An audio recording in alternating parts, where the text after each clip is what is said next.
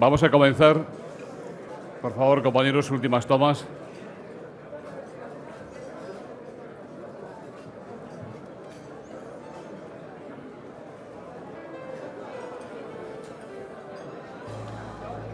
Excelentísimos señores, presidente del Senado de España, ministro de Trabajo e Inmigración, excelentísimas e ilustrísimas autoridades, señoras y señores, como presidente de Nueva Economía Forum tengo el placer de darles la bienvenida una vez más al Foro de la Nueva Sociedad, que organizamos con la colaboración de Abertis y de la Fundación Abertis.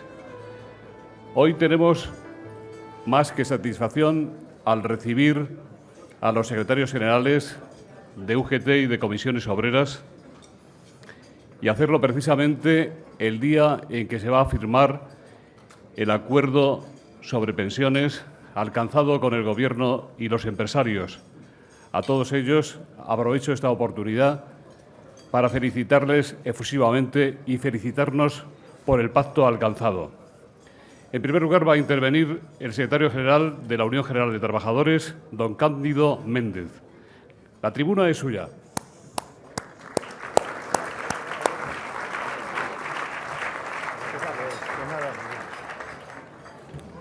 Buenos días. En primer lugar, quería agradecerles a todos ustedes la presencia en este acto. Y quería también agradecerle al Foro Nueva Economía la oportunidad que nos da de hacer una valoración del acuerdo que con toda seguridad vamos a firmar a partir del mediodía del día de hoy con el Gobierno y la representación empresarial, ¿no? Y quería también felicitar a José Luis Rodríguez, el presidente del Foro Nueva Economía, por el tino y el acierto que tiene a la hora de cursar invitación a determinados actores, que en este caso a nosotros creo que ha demostrado un sentido de la anticipación y un sentido de la oportunidad que me empuja a solicitarle que, por favor, haga una prospección en relación con cuándo va a llegar la recuperación económica, porque creo que el único que podría estar en condiciones de acertar es él, ¿eh? Y dicho esto, dichas estas palabras de agradecimiento, quisiera hacer una intervención breve, en tanto en cuanto tenemos que compartir el tiempo Ignacio y yo. Y quería iniciarlas, en primer lugar, haciendo una leve corrección a las palabras de introducción del presidente del Foro de Nueva Economía. De lo que hoy queremos hablar no es de un acuerdo sobre pensiones, queremos hablar de un acuerdo de carácter más general, que es verdad que tiene como contenido más importante, quizás no sea la expresión, quizás la expresión fuera que tiene como un contenido más desarrollado y más concreto, habida cuenta de que tenía, lógicamente, que incorporar dentro de las cláusulas pactadas el contenido del anteproyecto de ley que el Gobierno aprobó el pasado viernes, pero en este acuerdo hay otros elementos que a mi juicio tienen mucha importancia y tienen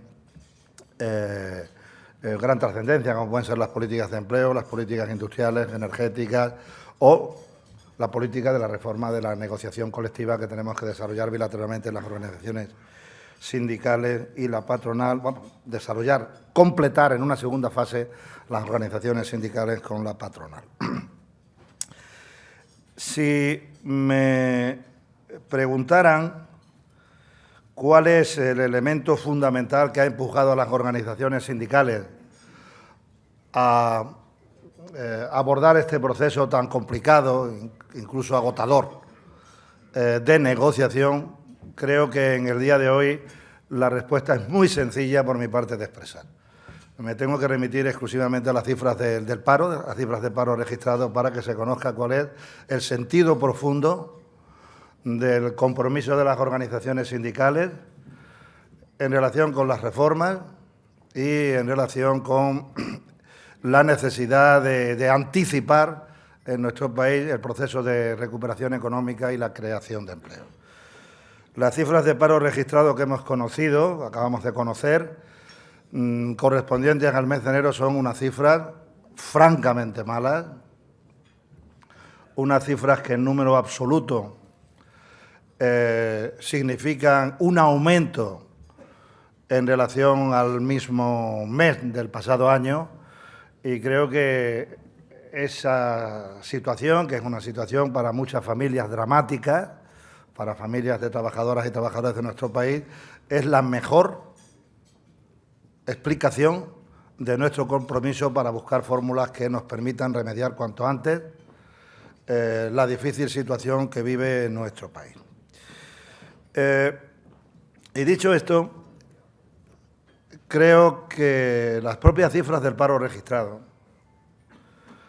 y las cifras de inflación, de subida de los precios y las cifras de crecimiento económico que hemos conocido, la de inflación en relación con el mes de enero y la del crecimiento de la riqueza nacional, la del pasado año, ponen claramente de manifiesto esta situación tan difícil. Nosotros definimos la situación de la siguiente manera. Este país se está adentrando peligrosamente en una especie de triángulo de las Bermudas económico que está sentado en tres vértices, una inflación alta, un crecimiento económico muy débil y una cifra de paro que rebasa el 20% y que en la dimensión del paro juvenil está en el 42,8%. Es decir, una cifra que multiplica por dos la cifra de paro que tenía nuestro país, de paro juvenil, en el año 2005. Y de ahí proviene, repito, nuestra voluntad de implicación para resolver los problemas de este país, y de ahí, a mi juicio, se deriva claramente la inutilidad de algunas de las medidas que de forma unilateral aprobó el Gobierno en el pasado año. De forma tal que creo que estas cifras ponen claramente de manifiesto la ineficacia de las medidas unilaterales y la incapacidad de resolver los problemas en el corto y en el medio plazo de nuestro país sobre la base de medidas que se basan prácticamente de manera exclusiva en la devaluación de costos laborales. Ni esas medidas han contribuido a resolver el problema del paro, ni esas medidas han contribuido a que cese la presión de los mercados financieros sobre la deuda país, tanto sobre la deuda soberana como sobre la deuda de las familias, de las empresas y de las entidades financieras. Por eso yo creo que el acuerdo tiene una primera consecuencia práctica positiva, que es recuperar el camino del diálogo y de la negociación. Y el acuerdo también supone, a mi juicio, frente a políticas empujadas por la angustia, recuperar la serenidad y la perspectiva. Y creo que esa es una faceta muy importante. Creo que todos los que estamos aquí sabemos que en España hay una profunda crisis económica, una profunda crisis social y también una profunda crisis de confianza. Y el acuerdo es una apuesta para combatir la crisis económica, la crisis social y por apostar por la recuperación de la confianza de la sociedad española en sus propias fuerzas, en un escenario, como decía, muy complicado. El acuerdo ha sido fruto de la negociación. Dicho de otra manera, este acuerdo, con todos sus componentes, no es un envoltorio para justificar las políticas que el Gobierno inicialmente tenía diseñadas en relación con el sistema público de pensiones, en relación con las políticas de empleo o respecto a las necesidades del cambio de nuestro modelo productivo.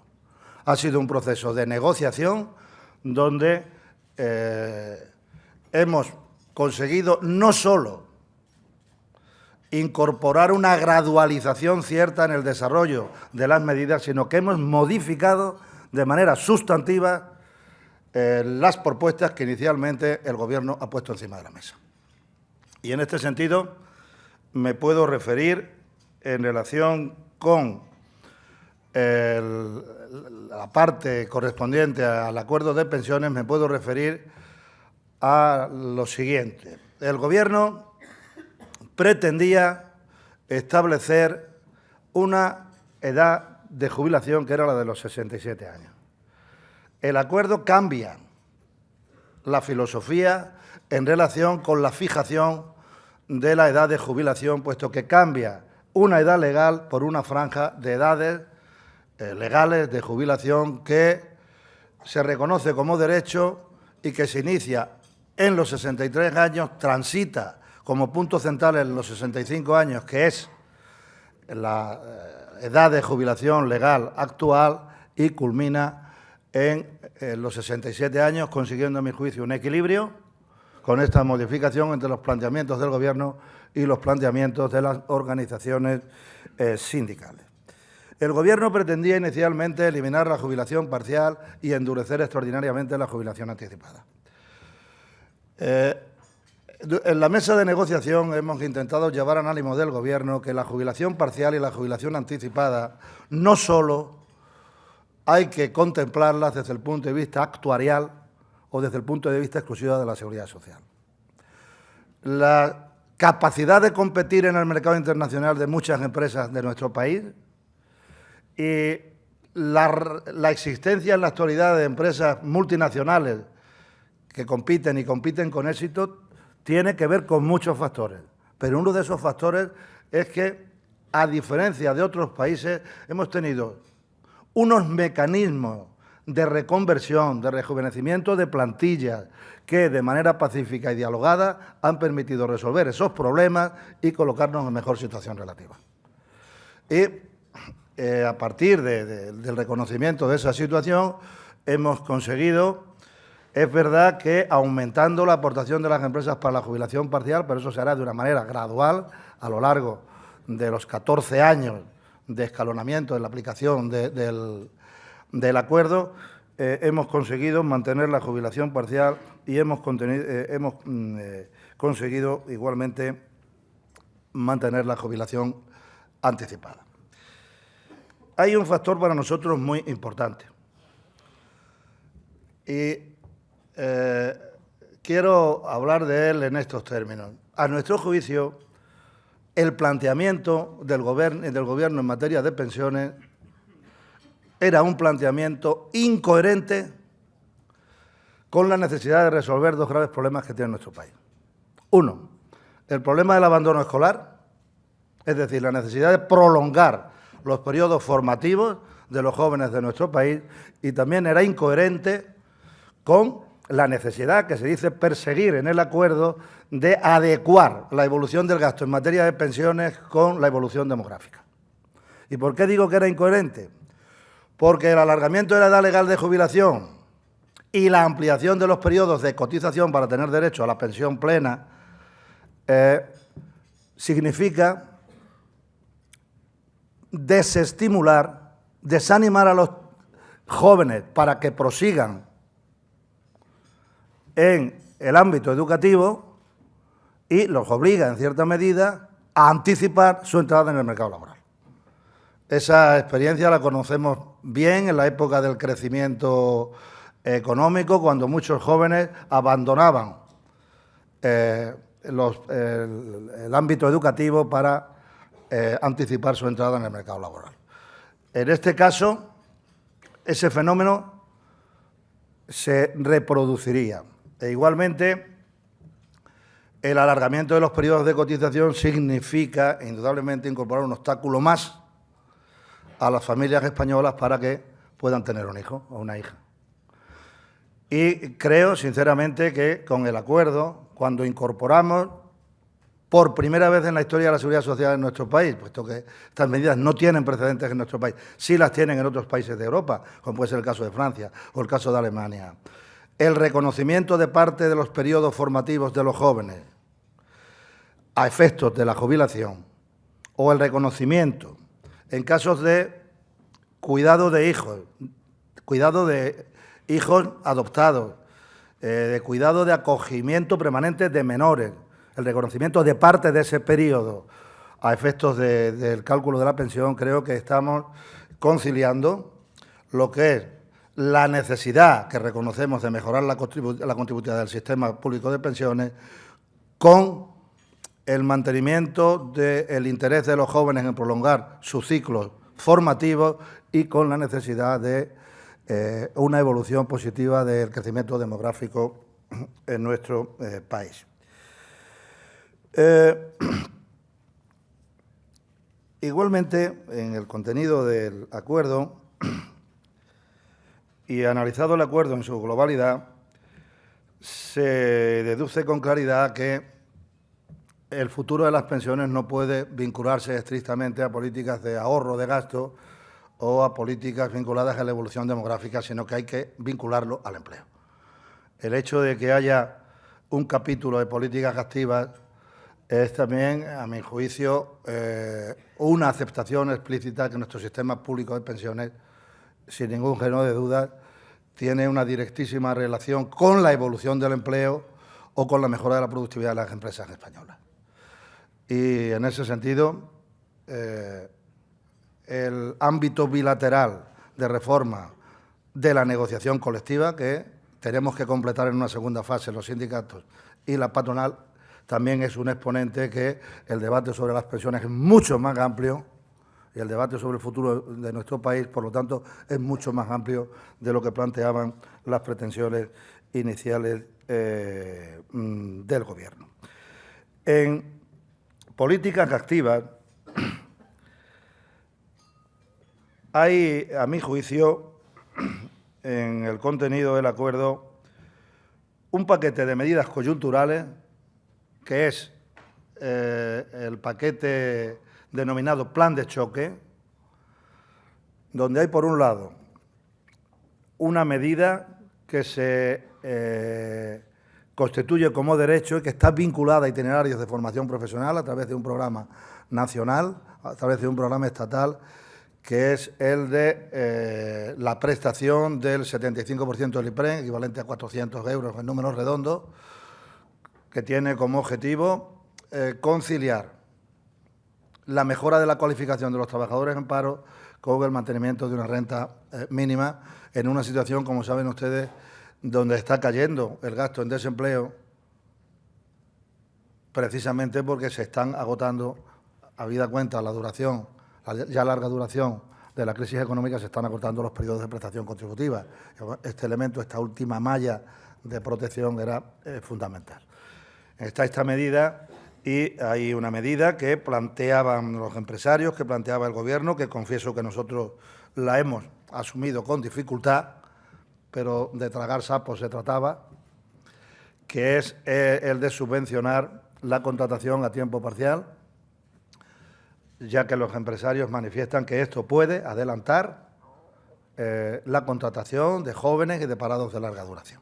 Por lo tanto, nosotros hemos atendido a esta reflexión por parte de la representación empresarial y hemos aceptado este programa que, lógicamente, tiene, como no puede ser de otra manera, algunas cláusulas para evitar el efecto de sustitución de los trabajadores que en la actualidad están ocupados y tiene un periodo excepcional de duración en el tiempo.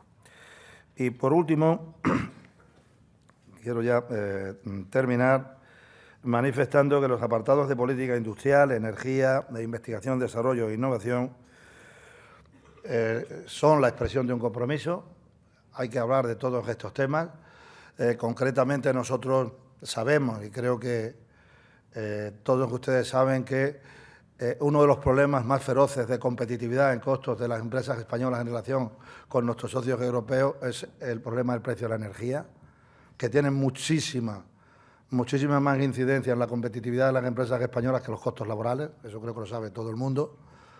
Y por lo tanto, abordar este debate es un asunto, a mi juicio, de primera necesidad, también para las familias españolas. Pero en relación con las empresas, indudablemente es urgente y de primera necesidad abordar esta discusión y con política industrial, investigación, desarrollo e innovación, pues lo que significa es que debemos de seguir avanzando en un cambio del patrón de crecimiento de nuestro país, ¿no? Y resolver problemas estructurales vinculados a nuestro aparato productivo que pesan como una losa en el presente y en el futuro de la sociedad española y que, por lo tanto, hay que remediar. Termino con dos consideraciones. Mi deseo sería que, a partir de la firma de este acuerdo, cesaran en su acoso al sistema público de pensiones y al sistema de relaciones laborales aquellos que tienen responsabilidad y que tengo que manifestar que creo que no la ejercen o no la han ejercido a tiempo, porque si no, no estaríamos en un desfase en relación con otros países de Europa que ya tienen encauzada la resolución del problema de su estructura financiera y aquí todavía lo tenemos pendiente de resolver con 2 años de retraso. O aquellos que no tienen responsabilidad y que cuando hablan, opinan de nuestro sistema público de pensiones o opinan de nuestro sistema de relaciones laborales, están empujados más por la ideología que por la ciencia. Espero que cesen en estos ataques porque yo soy de los que creo que han perjudicado la imagen de nuestro país. Y creo que podían considerar que esto es una oportunidad para ellos para cesar en esos ataques incesantes. Tanto el que tiene responsabilidad como aquellos que no tienen más responsabilidad que lo que escriben y se pueden desdecir de lo mismo 6 meses después diciendo lo contrario. Nadie se lo toma en cuenta. Y, por último, nosotros hemos decidido implicarnos a fondo en la lucha contra la crisis económica, en la lucha a favor del empleo, a favor de la cohesión social. Esperamos que el resto de actores, como lo hemos hecho los empresarios y los sindicatos, se impliquen en esta tarea urgente para nuestro país. Nada más.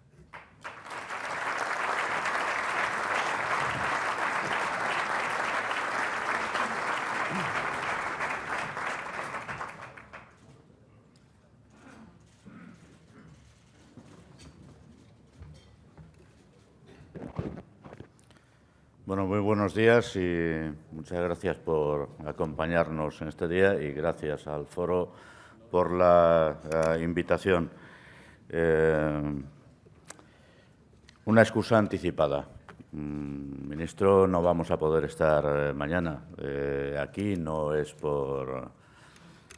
porque no nos interese ni nos ocupe lo que seguramente muy interesante tendrá que decir en este mismo foro. Otros compromisos pues van a impedir que lo hagamos. Lo digo porque, como siempre se hacen lecturas de estas cosas, no es por nada. A pesar de que seguimos teniendo diferencias muy importantes, como hemos podido comprobar a lo largo de estos días.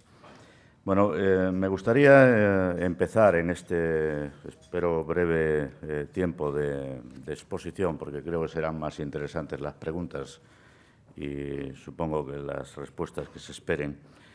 Decir por qué estamos aquí, qué es lo que ha hecho posible este acuerdo. La última vez que estuvimos en este foro, le preguntaba a José Luis la fecha, era antes justo de la huelga general que tuvimos en septiembre del año pasado. Ya unas circunstancias bien distintas. Estábamos utilizando también esta tribuna en la proyección que tiene para animar a la gente a participar en la huelga que habíamos convocado. Y hoy venimos a explicarles el acuerdo que hemos alcanzado. ¿Qué ha pasado de allí a aquí? ¿Por qué ahora estamos en este escenario, con muchas cosas sin resolver todavía?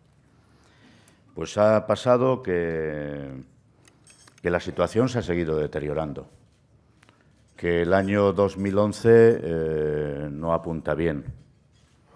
El dato del paro que Cándido comentaba, yo creo que resume mejor que cualquier informe la situación en la que está nuestro país. Hace unos días conocíamos los datos de la encuesta de población activa y ahora el del paro registrado, 130.930 personas más en situación de desempleo, incluso más que el año pasado. algo más, no mucho más, pero más que el año pasado. Claro, el efecto combinado de decisiones que se han tomado y que han afectado a las personas y al funcionamiento de la economía no podía traer otras secuelas que esta.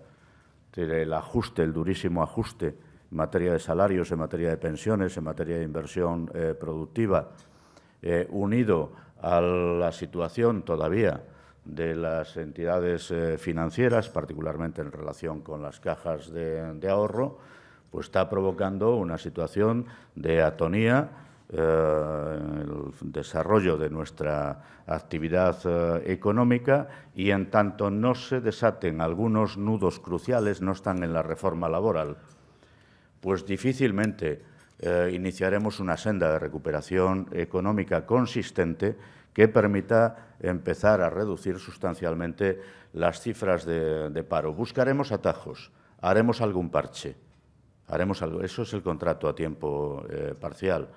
Vamos a hacer un esfuerzo, vamos a hacer una prueba, a ver si funciona. Pero se dinamiza la creación de empleo a través de la dinamización de la actividad económica, resolviendo los problemas que tiene nuestra economía y, en particular, el del sistema financiero, o se puede minimizar seriamente el impacto de los demás esfuerzos que conjuntamente hagamos. Esa es la gran tarea, en mi opinión. Han cambiado también otras cosas. Ha habido una crisis de gobierno. Parecía que no le afectaba a la huelga general, pero ha habido una crisis de gobierno. Y ha habido una reorientación del discurso, también en materia de pensiones. Luego, si tengo tiempo, me referiré con un poco más de detalle a los contenidos del acuerdo de pensiones. Y COE ha resuelto su crisis de dirección, que condicionaba y mucho el desarrollo del diálogo social. Afortunadamente, porque necesitamos interlocutores legitimados, serios, fiables, por muy duros que sean, que lo son, porque tenemos posiciones, no diré yo antagónicas, pero sí contradictorias en muchos casos, visiones distintas de cómo se sale de esta situación. Pero es mejor que estén en la mesa, sólidamente asentados. Esto también ha ayudado a configurar el escenario que ha permitido que hoy estemos aquí hablando de pacto. ¿De qué pacto hablamos?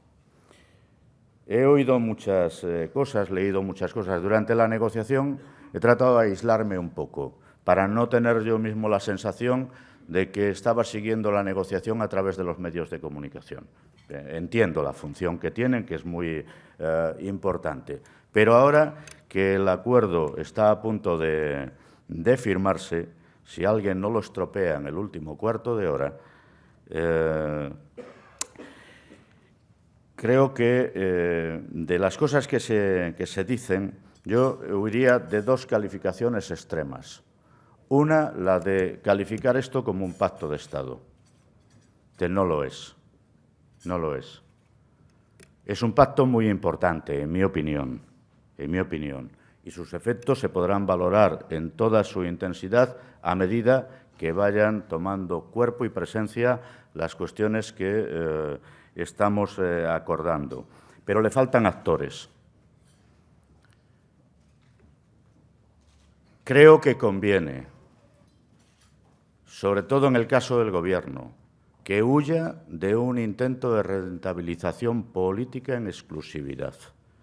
Este país tiene que poner la vista un poco más lejos del momento presente o de las próximas elecciones.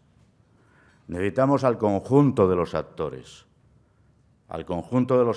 también a los partidos de la oposición, porque estas cosas que hemos acordado en estos días necesitan traslación parlamentaria y a la sociedad, y para que sean eficaces necesitan del concurso de mucha gente.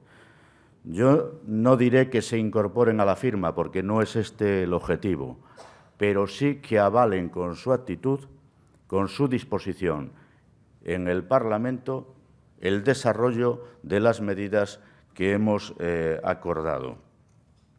No hay paralelismo con el Pacto de la Moncloa, pero tampoco es un envoltorio para rodear el acuerdo de pensiones. va más allá, queremos que vaya más allá. Se inserta en esa idea de la necesaria transformación del modelo económico español, porque no podemos reproducir en la salida de la crisis los mismos factores de crecimiento que están en la base del fortísimo deterioro de la situación económica en la misma. La crisis no es solo importada, no es solo el efecto de la crisis financiera internacional, tiene razones propias, lo hemos venido diciendo a lo largo del tiempo. Bueno, pues tenemos que construir entre todos y todas factores nuevos de crecimiento para este país que nos permitan superar esta etapa y no volver a cometer los mismos errores y situarnos otra vez en la próxima, y aún no hemos salido de esta, en riesgo de volver a precipitar destrucciones de empleo de la masividad que estamos conociendo en esta crisis. Por eso hablamos de política industrial y del reto energético. Aquí no hay nada cerrado. Hay el establecimiento de un foro para intentar determinar cuáles son las necesidades de nuestro país en este terreno. Y aquí hacen falta también más actores que sindicatos y organizaciones empresariales. Hay mucha gente que tiene muchas cosas que decir en esta materia, desde el mundo del ecologismo al mundo de la empresa directamente afectada, al mundo de la política. Es un factor de competitividad de primera magnitud. Y acabamos de asistir a una decisión del Gobierno y sus efectos, que es la elevación del precio del recibo de la luz en casi el 10%, el mismo día que se decide que el salario mínimo interprofesional suba el 1,3% en nuestro país. Esos dos parámetros son muy significativos de cómo no se puede construir sociedad y cohesionar sociedad. Por eso tenemos que resolver unos cuantos nudos, algunos de ellos asociados a la política energética española. Y hacemos una contribución al debate y queremos sustanciarla en un foro que emita conclusiones. Y lo mismo en relación con otras cuestiones. Y como nos preocupa la situación del empleo, es un acuerdo que incorpora una profunda reflexión sobre el futuro de las políticas activas. Estamos destinando cantidades ingentes de recursos que no tenemos, que muchos de ellos se van por el desagüe, que no sirven para lo que nacieron, que hay que reconfigurar, que hay que modificar sustancialmente y tomar medidas de choque, claro, porque tenemos una franja de parados y paradas de larga duración que no tienen expectativa de incorporarse al empleo de forma rápida, que necesitan de actuaciones, como lo necesitan los jóvenes. 40% de los menores de 24 años en situación de desempleo. Y, por lo tanto, necesitaban no solo señales, sino también decisiones para poder incorporarse lo más rápidamente posible al empleo. Entre otras cosas, porque la base de la sostenibilidad del sistema público de pensiones en nuestro país está en el empleo. Las reformas podrán tener la intensidad que se quieran, pero si no hay empleo no habrá seguridad social. Y ese es el reto, ese es el desafío para la sociedad española en este terreno. E incorpora un elemento sustitutivo, 400 euros, del PRODI, que finaliza su vigencia el día 16 de febrero, porque la sociedad española no puede permitirse dejar en la estacada a la gente que peor lo está pasando.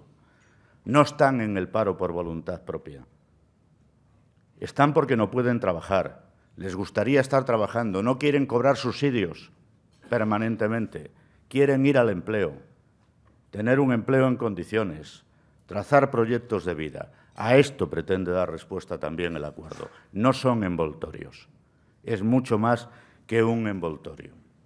Queremos hacer en las administraciones públicas cosas que llevamos aplazadas desde hace tiempo, y este es el sentido de trasladar a la mesa de la función pública cuestiones como qué pasa con el sistema de clases pasivas, qué sucede en relación con el desarrollo del Estatuto Básico de la Función Pública, y queremos recuperar los salarios reducidos por la decisión del Gobierno. Queremos recuperar el sentido del acuerdo, que era mucho más que salarios, mucho más importante, para el funcionamiento de las administraciones públicas. Un pacto a 3 años que tiene que dar juego, el juego que estaba previsto. Hay que recomponer la sintonía también en el seno de las administraciones públicas, como hay que recomponer la relación de los sindicatos y las organizaciones empresariales con el acuerdo de negociación colectiva. Ya hemos perdido un año. No hay ningún país en Europa que tenga un pacto de rentas de esa naturaleza. Aprovechemos la circunstancia, aprovechémosla. Saquemos adelante rápidamente los convenios colectivos de este año, porque funcionarán mejor las empresas, además de preservar los derechos de la gente que trabaja en las mismas. En fin, creo que tiene la entidad suficiente para que sea valorado por algo más, que ya lo es, que por el contenido en materia de pensiones. Y en materia de pensiones, bueno, pues, ¿por qué estamos en este acuerdo y cómo podemos calificarle? Bueno, estamos en este acuerdo porque las dos partes hemos flexibilizado la posición. Yo no tengo ningún empacho en reconocerlo. Nosotros partimos de una consideración, que es que el sistema público de pensiones en nuestro país necesita reformas periódicas para ser sostenible y que la dinámica de crecimiento del gasto, si no se introducen correcciones, nos llevaba a una situación insoportable en una proyección temporal larga, cierto, pero llegaríamos a ella. No es la primera reforma del sistema de pensiones que se aborda en nuestro país, ¿verdad, Antonio? No es la primera. Parece como que el Gobierno hubiera descubierto ahora que necesitamos reformar el sistema público de pensiones en España. No, no, no. Si hubo un Gobierno socialista que luego gestionó un Gobierno del Partido Popular que tuvo el acierto de poner en escena el Pacto de Toledo. En el año 95, veníamos del rifirrafe del año 85 en materia de pensiones. 3 reformas desde el año 95 hasta ahora, 2 con gobiernos del Partido Popular y 1 con un gobierno del Partido Socialista. La lógica de aquellas reformas es la misma que nos ha llevado a nosotros a plantear la alternativa que trasladamos a la mesa de negociación y que modestamente creo que se ha incorporado a las bases que han permitido configurar este acuerdo, bien alejada de la idea original que tenía el Gobierno de cómo reformar las pensiones, entre otras cosas porque se puede conseguir prácticamente lo mismo de formas distintas. Como yo parto de que el sistema público de pensiones en nuestro país, desprendido de adherencias, debe descansar fundamentalmente, prioritariamente, diré casi en exclusividad, de las cotizaciones que nacen en el ámbito del trabajo. Por eso estamos en contra de la reforma también, la reforma laboral, y por eso necesitamos empleo y empleo de calidad. Como no fío a que el futuro del sistema de pensiones pueda descansar en los impuestos generales, sean directos o indirectos, creo que necesitamos hacer las cosas más o menos de la manera que hemos terminado haciéndolas. No podemos esperar a que llegue el año 2040 o el 2030 o el 2050 fiando en que el Gobierno de ese momento, de la política impositiva general, de los recursos generales del país, financie las pensiones. Teníamos que hacer cosas. ¿Para qué? Para no llegar en el año 2040-2050 al 17% de gasto en términos de Producto Interior Bruto. Y necesitamos aplanar la curva de crecimiento del gasto en pensiones para darle solidez al mismo. Se puede hacer de muchas maneras. Claro, cuando se tira solo de la contabilidad nacional, como ha hecho el Ministerio de Economía, y se mezclan unas cosas con otras, es más difícil hacer los encajes, porque ya no sirve de nada desprender de adherencias tales como, por ejemplo, la financiación con cuotas de los complementos a mínimos. 4.000 millones de euros, como estos, que estamos pagando todos los años de cosas que sí tendrían que pagarse con impuestos generales. Vamos a ver si completamos el recorrido. O los gastos de funcionamiento del sistema de seguridad social, 2.500 millones más o menos de ese entorno. ¿Por qué el conjunto de las administraciones públicas se financian con impuestos y el funcionamiento de la seguridad social, al menos en la parte proporcional a lo que ocupa de espacio no contributivo, no se financia también con impuestos? Descarguemos de lastre a la seguridad social para darle sostenibilidad. Induzcamos medidas o produzcamos medidas que induzcan una reducción del gasto, pero también equilibremos por la vía de los ingresos. Esto es el sentido del acuerdo. Lejos de descansar la reforma en su impacto sobre la gente del régimen general, que es la que tiene carreras largas de cotización, crecientes en el tiempo, pues se equilibra y se hace descansar sobre el conjunto del sistema de seguridad social, animando a la contributividad. Miren, se configura una banda de edades de jubilación. Va a haber 2 edades ordinarias de jubilación en este país, 65 y 67 años. Carreras más largas para acceder a derechos máximos, pero también conviene tener presente cuál es la realidad actual a la hora de valorar el impacto. Se dice, sale mucha gente por la vía de la jubilación anticipada. Cierto, probablemente más de la que debería salir. Debería reservarse a situaciones de crisis, que es lo que acabamos de acordar. Es neutro en términos de efectos financieros para la seguridad social. Es más, la seguridad social, afirmo, se beneficia de la salida anticipada de la gente. Carga a desempleo, sí, cuando se utiliza el desempleo. Por eso hemos configurado un nuevo derecho a la jubilación anticipada a los 63 años que no exige despido por parte de la empresa y, por lo tanto, paso por el desempleo. Pero decía, de la gente que sale a la jubilación anticipada, su carrera de cotización media es superior a 36 años y salen con 61. El 73% de la gente del régimen general se ha incorporado en el año 2010 con carreras de cotización superiores a 35 años. A 35.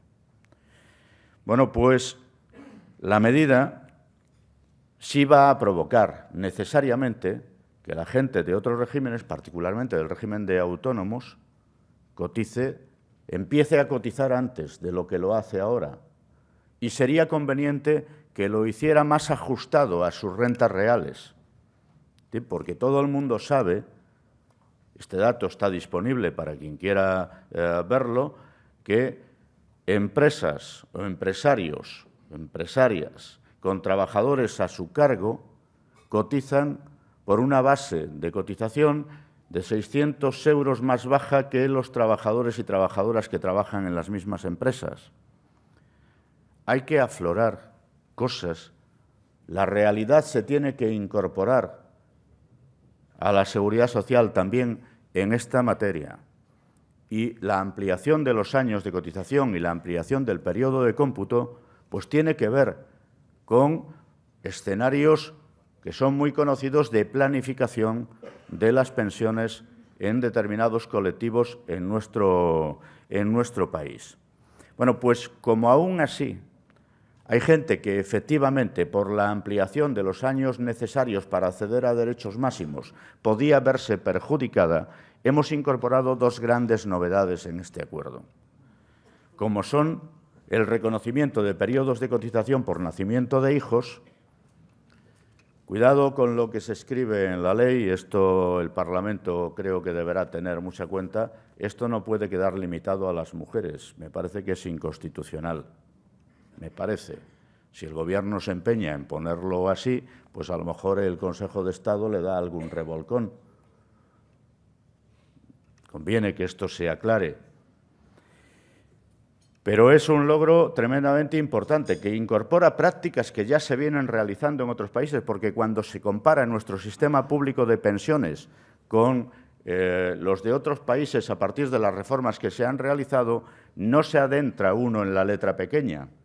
Y cuando se habla de Francia 41 años, Alemania 40 y no sé cuántos, no ponen a la luz este tipo de prácticas ya muy consolidadas, reconocimientos de periodos bastante más largos que el que aquí se establece ahora, por primera vez en nuestro país, que va a compensar casi en su totalidad el efecto de la incorporación de más años necesarios para llegar a derechos máximos. ¿Y qué decir de las personas más jóvenes, que completan su formación directamente en las empresas? He leído en algún diario que tiene el límite de 2 años. No, ningún límite. El límite de 2 años está asociado exclusivamente al periodo que va desde el año 2009 al año 2013, que pueden recuperar suscribiendo el correspondiente convenio especial con la Seguridad Social por esos 2 años. Pero a partir de la entrada en vigor de la reforma, todas las prácticas realizadas en las empresas que no estén asociadas a un contrato formativo, las empresas tendrán que cotizar. Ya resolveremos ese problema. Ya resolveremos ese problema.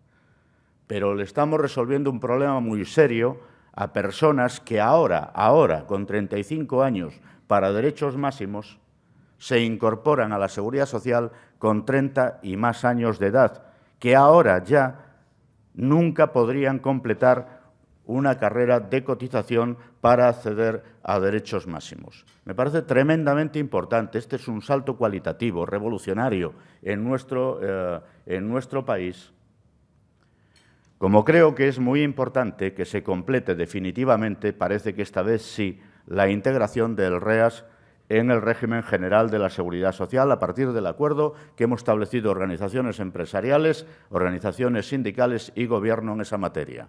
Como el Parlamento tendrá que estudiar la incorporación del régimen de hogar en el periodo transitorio, como habrá que culminar el proceso para la determinación del catálogo de profesiones y actividades tóxicas, penosas, peligrosas, de alta siniestralidad e insalubres, que deberían estar asociadas a coeficientes reductores de edad que permitan anticipar la edad de jubilación, como en el mar y en la minería. Todo esto y más cosas incorpora el acuerdo, como la revisión de las bases máximas de cotización, que se han visto disminuidas por efecto de la inflación desde el año 2002. Y la pensión máxima, claro, para animar a la gente a seguir permaneciendo en el sistema. En fin, creo que blindamos nuestro sistema público de pensiones. No es contradictorio con elementos complementarios, pero no se obliga a la gente a ir a buscar la pensión suficiente para vivir después de una larga vida laboral en los elementos complementarios. Defendemos nuestro sistema público de pensiones. Creo que, tomando ejemplo de esto, habría que dar algún paso más allá en otras materias, por ejemplo, en materia sanitaria, en materia educativa y otras. Creo que nuestro país, junto con la Unión Europea, tiene que responderse a la pregunta de si es posible, en un marco de economía globalizada, sostener las bases del modelo social. Y las bases del modelo social están bastante bien delimitadas. Esto es lo que está en juego en este escenario de crisis, en mi opinión, y esto en gran medida es lo que nos ha animado a hacer este acuerdo. Termino. La crisis precisa de respuestas más estructurales. Para salir de esta necesitamos más cosas que estas que ahora ponemos a disposición de la sociedad española. Necesitamos un debate sobre política fiscal. No solo indicaciones imprecisas de que se va a perseguir el fraude y la economía sumergida. Necesitamos una revisión profunda de la política fiscal española, porque necesitamos buscar los recursos allí donde están. Tenemos que resolver el problema del sistema financiero. Y aún así será insuficiente. La Unión Europea, que ha dado pasos tímidamente en los últimos meses en la dirección adecuada, tiene que completarlos. No cabe una Europa en un escenario mundial como el que tenemos solo con moneda y sin instrumentos de gobierno económico. No cabe, no cabe. Por eso estamos tan expuestos a la presión de los movimientos especulativos aprovechando la situación de las deudas soberanas. Y solo saldremos de esta, de verdad, consolidando una nueva dinámica a partir de que se encaren a fondo esas reformas y los gobiernos y las instituciones europeas salgan de esa suerte de ensimismamiento nacionalista en el que Europa se debate en los últimos años. Muchas gracias.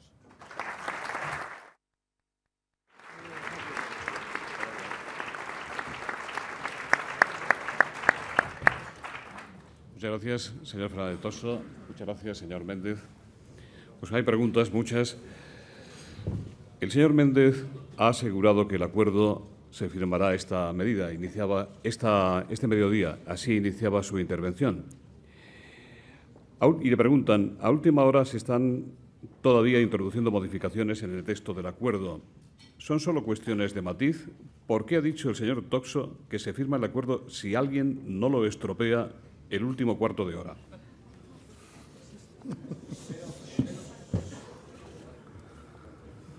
Bueno, pues lo ha dicho por una razón muy sencilla, porque en relación con dos epígrafes del texto correspondiente a política energética, en este momento seguimos negociando porque ha habido una revisión del texto pactado y esa revisión no nos satisface. Y entonces estamos buscando una fórmula donde se concilie la posición de los empresarios con la posición de las organizaciones sindicales y el Gobierno. ¿Cuál era la fórmula? El texto que habíamos acordado, que es verdad, para decirlo todo, que había una acotación por parte de la patronal en un determinado apartado. Pero es que esa acotación la hemos aceptado. La acotación que planteó la patronal la aceptamos y ahora ha surgido pues un nuevo problema. Ya se sabe que al final, como el diablo está en los detalles, pues a veces pues tienes que enfrentarte al diablo y sortearlo con éxito. Yo, consciente de lo que decía, he dicho que firmaremos a las 12, porque creo que eso debe estar resuelto ya, en este momento. ¿Cuál es la última hora, señor Toxo? No, lo decía Cándido. Aquí hay un problema, es decir, hay algún momento en el que hay que dejar de cortar rodajas al salchichón, ¿no? Todos fuimos ayer a que tomaran decisión los órganos de dirección de las organizaciones COE, UGT y comisiones obreras. Supongo que el Gobierno no lo necesita, ¿no? Y está pasando una cosa que sería algo así como que la gente, en mi sindicato hay gente que no está de acuerdo con lo que vamos a firmar, ¿no? Y, bueno, ayer lo aprobamos con un 90% de los votos, que en nuestra tradición es mucho. Pues imagínense que yo salgo de esa reunión y me llevo a los 17 que mostraron su desacuerdo al Ministerio de Trabajo y le digo al ministro que o quita lo del tiempo parcial o no hay acuerdo. Bueno, pues algo de esto está pasando. Bueno, yo les ruego a sus equipos, ya que ustedes están presos a la mesa, que si hay alguna novedad se la transmitan y ustedes nos la cuentan y así estaremos todos online. A partir de este momento sí podemos retransmitirlo por la técnica del minuto y resultado, pero anteriormente no era posible. Pues se lo agradeceremos mucho. Ustedes han llamado a los partidos políticos en sus intervenciones a sumarse y a apoyar el acuerdo en el trámite parlamentario de las reformas. Y les preguntan qué esperan que haga el PP, representado aquí por doña Ana, qué debería hacer, en su opinión, no está doña Ana, esperaría la pregunta, ¿qué debería hacer, en su opinión, Izquierda Unida y qué papel y qué intereses propios jugarán CiU y PNV? Bueno, vamos a ver. Yo, en relación con la posición de los partidos políticos, quiero ser muy respetuoso, porque a veces te puedes pasar de lisonjero con los partidos políticos y le estás provocando una presión añadida, que no hay por qué hacerlo. Yo lo digo con sinceridad. ¿Dónde estriba el interés de las organizaciones sindicales en relación al papel de los partidos políticos? Estriba sobre todo y fundamentalmente en el apartado de reforma de pensiones, por una razón evidente. Esta reforma de pensiones es una reforma que se proyecta hasta el 2027 y, por lo tanto, hay un compromiso explícito con esta reforma o el valor de esta reforma podía quedar, como se dice en mi tierra, en tenguerengue, si se me permite la expresión. Y en ese sentido yo creo que el grupo de partidos políticos con representación parlamentaria y principalmente el primer partido de la oposición pues deberían de implicarse. Lo digo como lo pienso. Yo he hablado personalmente, Ignacio también, el presidente de la patronal, con el presidente del Partido Popular. Y ha mostrado una predisposición favorable en relación con el acuerdo de pensiones. No desvelo nada que él mismo no haya dicho públicamente. Ahora, en relación con los otros temas, yo creo que sería deseable. Creo que sería deseable que el conjunto de los partidos mostraran pues, receptividad en relación con lo que estamos poniendo encima de la mesa. ¿Por qué? Ya lo decía Ignacio, porque hay cuestiones que tienen que ir necesariamente al trámite parlamentario. Por ejemplo, las políticas de empleo tendrán que ir bajo la fórmula de decreto ley, que luego se tramitará como ley, etcétera, ¿no? Y hay luego elementos que están vinculados, por ejemplo, al debate sobre la estrategia de crecimiento sostenible de la ley de sostenibilidad, ¿no? Entonces sería muy importante que hubiera una coincidencia en esa materia. Pero, en fin, yo insisto en esta particularidad, también resaltando algún comentario que ha hecho Ignacio, ¿no? Yo, desde luego, no estoy en condiciones de buscar elementos de referencia en el pasado, respecto a las características de este acuerdo. Pero, sin embargo, sí es muy fácil comprobar que respecto a una referencia que se utiliza, que yo creo que es muy impropia, porque los pactos de la Moncloa, sobre todo y fundamentalmente, significaron el compromiso por la definición de la arquitectura democrática de este país y la arquitectura política. Por lo tanto, no hay, digamos que hay quienes plantean lo del pacto de la Moncloa para darle relevancia, hay quienes plantean lo del pacto de la Moncloa para quitarle relevancia al acuerdo. Yo creo que el acuerdo hay que ponerlo en su justo sitio, ¿no? Pero además es que en relación con el pacto de la Moncloa hay una diferencia, a mi juicio, evidentísima. Primero, la situación política de este país, que es radicalmente distinta. Segundo, la economía la estamos debatiendo en términos de la globalización y en el marco de la Unión Europea, cosa que no se producía entonces. Y tercero, quizás lo más evidente y lo más próximo, que este acuerdo es una iniciativa de sindicatos y patronal. Y ahora estamos planteando que, si lo tienen a bien, los partidos políticos muestren su predisposición. Los pactos de la Moncloa fue justo al revés. Fueron los partidos políticos los que lo definieron, los que se comprometieron y luego recabaron el apoyo de los sindicatos y de la patronal. Esto contesta también una pregunta de don Ramón Jáuregui, de Diario Crítico, en relación con los pactos de la Moncloa. Señor Toso, ¿qué espera usted de Izquierda Unida y de los demás? Bueno, pues que decidan en absoluta libertad lo que más mejor se corresponda con su visión de la situación y lo que pueda aportar el acuerdo. Pero sí me gustaría agradecer la contribución de Izquierda Unida, también del Partido Popular, en relación con el debate de las pensiones.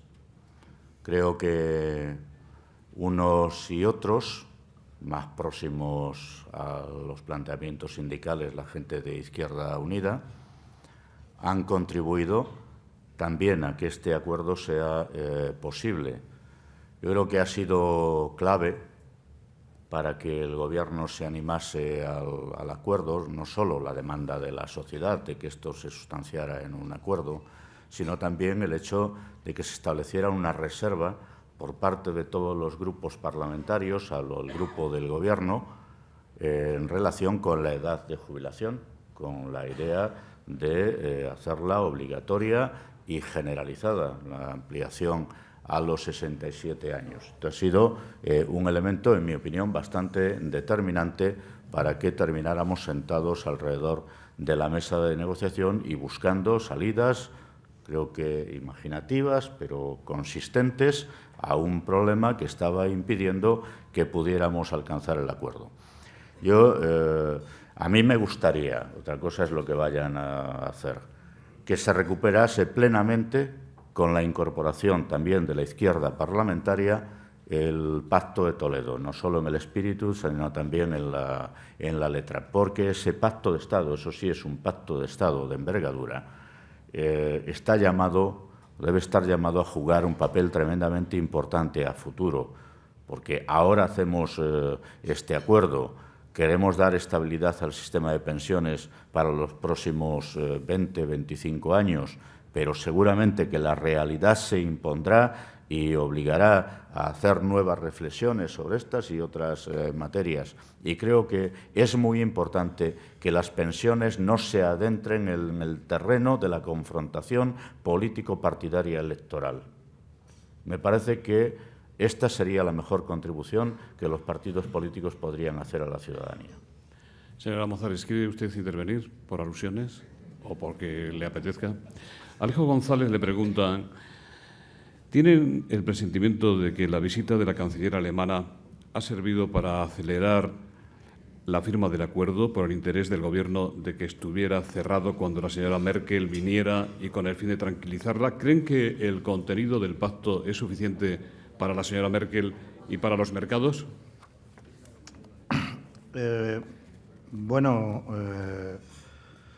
Yo creo que el acuerdo ha tenido su impulso procesal propio. Y el acuerdo, en cuanto a los calendarios, obedece a la lógica interna de la negociación. Yo también digo que si mañana la presidenta del Gobierno alemán, con una delegación ministerial, cursa aquí una visita de carácter bilateral, donde nos han invitado a los sindicatos y a la patronal, si el acuerdo está cerrado, pues bien, digamos que lo que abunda no daña, supongo, ¿no? Pero esa no ha sido la referencia de las organizaciones sindicales respecto a este proceso, ¿no? Y yo, sinceramente, sí que creo que el acuerdo tiene un valor, que es un valor, puede ser un valor relativo, un valor limitado en el tiempo respecto al empuje tremendo que los mercados financieros están haciendo en relación con la financiación de nuestra deuda.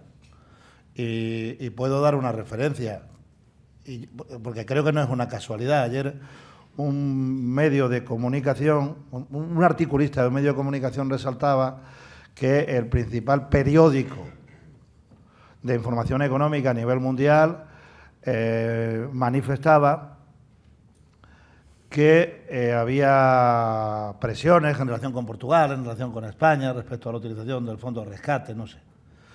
Y a continuación resaltaba que ayer bajó la deuda. Es decir, que digamos, ese tipo de informaciones que siempre han presionado al alza a la deuda soberana de nuestro país, en este caso no han tenido ninguna incidencia.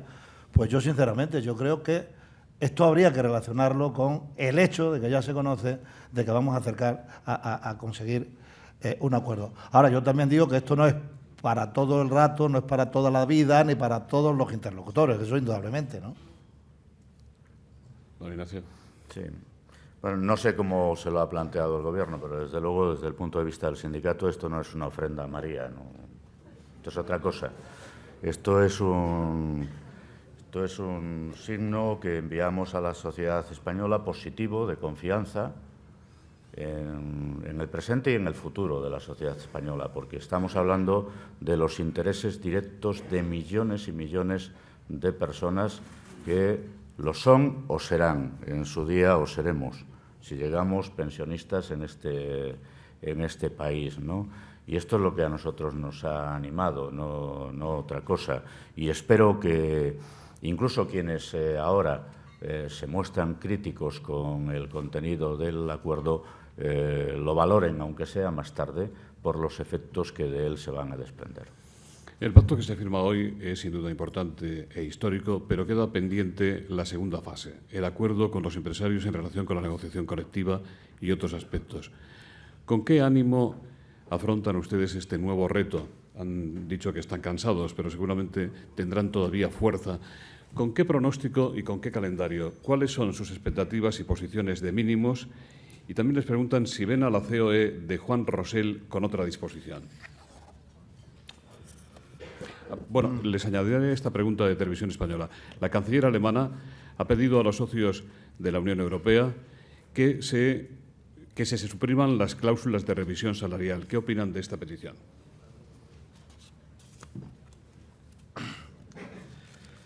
Bueno, en relación con la segunda, voy a empezar por la segunda y luego abordo la primera.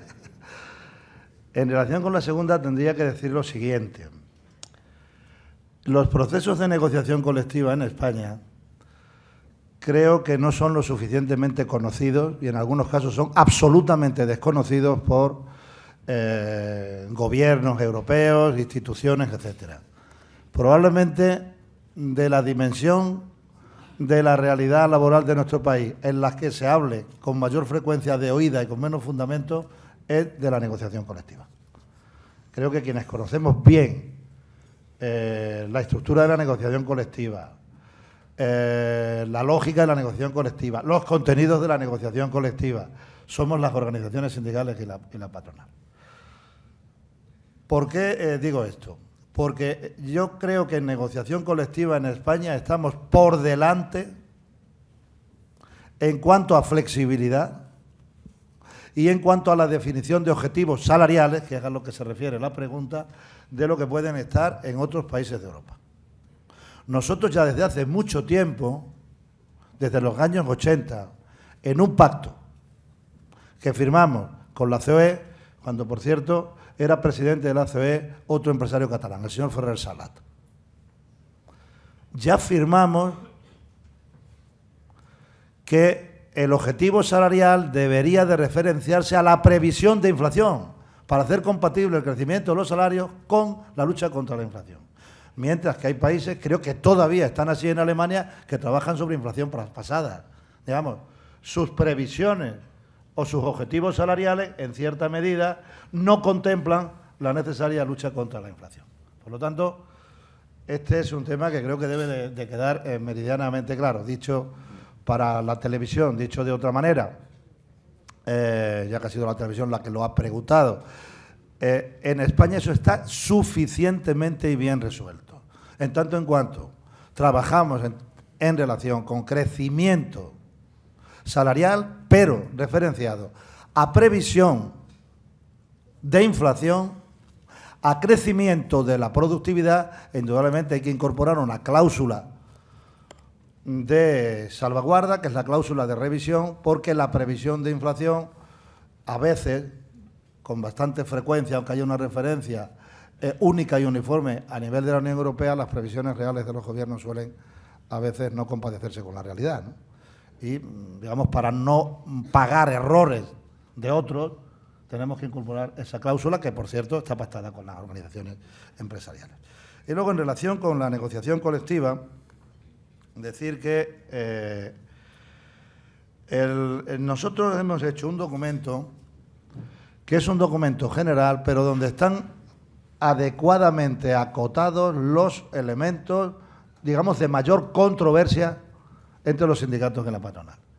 Y yo creo que hay un reconocimiento de un perímetro que facilita, en la fase de completar el acuerdo, facilita la búsqueda del acuerdo, aunque creo que va a ser muy complicado, para que quede claro. Y va a exigir muchas horas y mucha voluntad. En el documento está basado, primero, en el reconocimiento de la autonomía de los sindicatos y de la patronal para abordar los cambios de la negociación colectiva. Pero, a su vez, en el documento se refleja el reconocimiento de la autonomía de las representaciones sectoriales de los sindicatos y de la patronal para definir cuál es la estructura de su negociación colectiva. En cada sector, cuál es el papel del convenio de empresa, cuál es el convenio del convenio sectorial estatal, cuál es el papel del convenio del sector. Nosotros hemos reconocido que hay que potenciar los convenios de empresa como plantea la patronal. Pero eso debe, la patronal, a sensu contrario o a sensu complementario, ha reconocido la necesidad en un país de microempresa de respetar los convenios sectoriales para que la cobertura de la negociación colectiva sea lo más amplia posible. Y luego yo creo que hay otro binomio muy importante en el documento que hemos firmado, que es el reconocimiento por nuestra parte de que hay que mejorar la flexibilidad interna de las empresas para abordar los ajustes por una vía distinta de la del despido o de la contratación temporal, y el reconocimiento por parte de la representación empresarial de que hay que mejorar la representación sindical, el papel de la representación sindical en el ámbito de la empresa. Creo Señor que... Fernández Toso.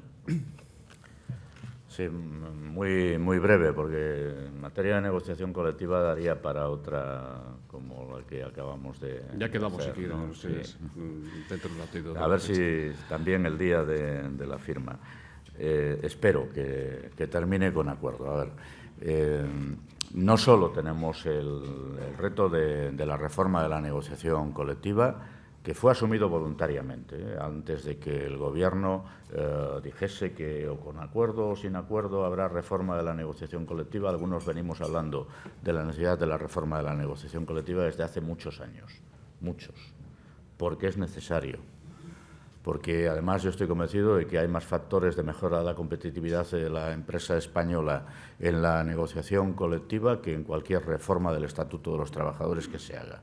En la relación directa, a través de impulsar los mecanismos de flexibilidad interna, que deberían ir asociados a un nuevo comportamiento de las empresas en relación con el despido. Es decir, la cultura del despido tenemos que irla erradicando progresivamente de nuestras prácticas empresariales y sustituirla por la de la flexibilidad interna. Hay ingeniería laboral suficiente en los convenios colectivos, en las empresas y en muchos sectores como para no tener necesidad de buscar referencias fuera de nuestro país.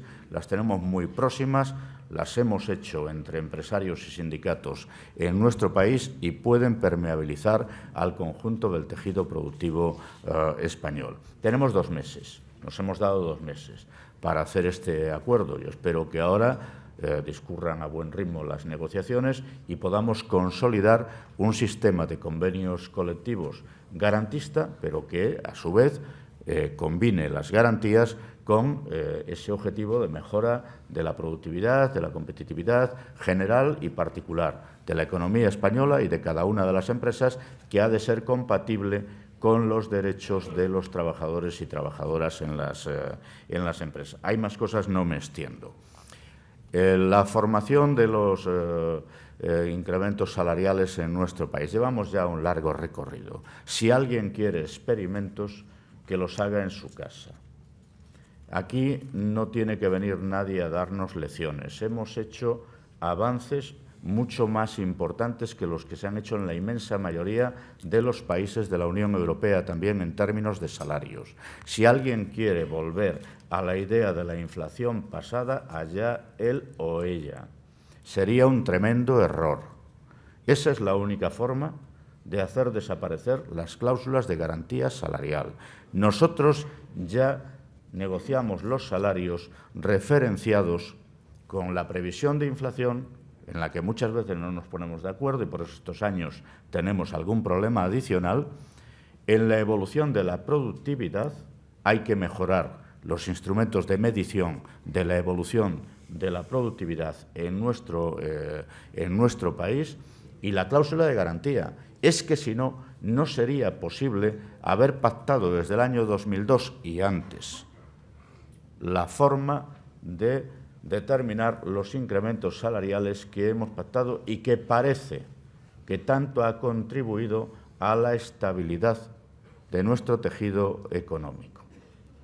Creo que en esa senda es en la que deberíamos continuar. Ya tenemos que terminar, todavía quedan algunas y muchas que ya no puedo hacer. Minuto y resultado, señor Méndez. ¿Hay algún escollo salvado o sigue preocupado? Bueno, les voy leyendo las preguntas mientras les dan el último parte.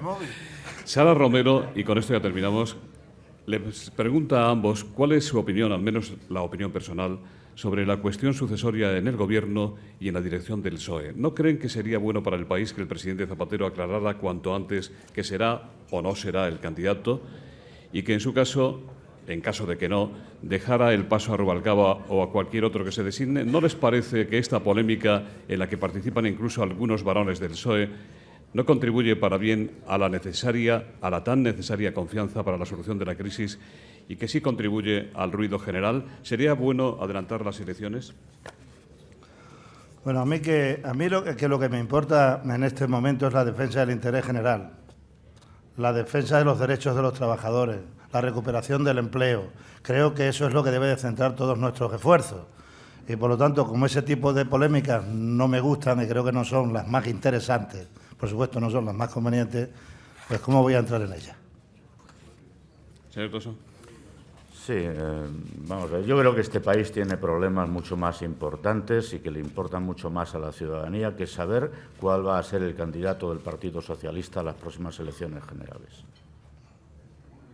¿Minuto y resultado? ¿Tenemos alguno? Es que no Si llevo el iniciamos móvil el- encima. ¿Sus equipos tienen alguna noticia? No tengo... Nos dejan con las ganas. No tengo nada aquí. Con las ganas y la incertidumbre. Bueno, en nombre de Nueva Economía Forum, de Abertis y de su fundación, muchísimas gracias por haber acudido a esta convocatoria. Les emplazamos para otras. Gracias.